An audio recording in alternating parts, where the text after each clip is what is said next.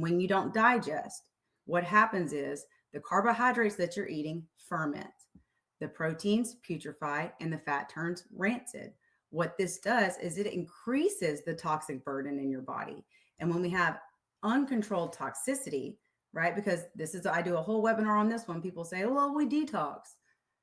Detox is one of the most expensive nutritional processes your body has. It has to go through 2 phases and it requires a ton of nutrition.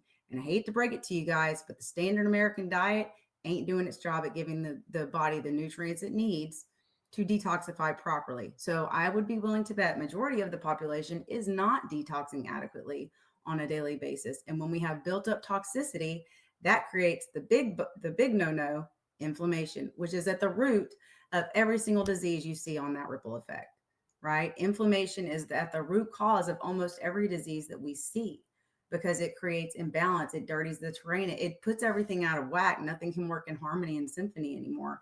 And when that goes ignored long enough because you're constipated, so your doctor says that's normal, that you only go every few days, or just take a Miralax, right? The Miralax isn't getting to the root. So you might be eliminating a little bit better, but that toxicity is still bubbling.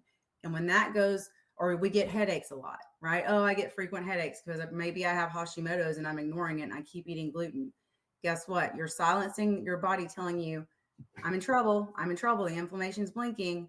You do it long enough, you keep moving further along in the disease process and you get imbalance, right? And so for those that truly want to get to the root of any disease, whether it is hormonal dysfunction, whether it is, allergies, whether it is, eye health issues, muscle issues, cancer, right? I'll say the C word, even that at the root of all of these diseases, nutrition is key. And what you do with that nutrition is the next step. So that's where digestion is going to come in to prevent you creating more toxicity, right?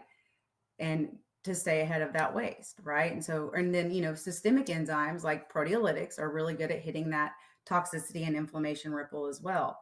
And that's why, enzyme therapy is a great, not only effective approach at addressing pretty much any disease that's going to come across your doorway, but they also simplify the entire process.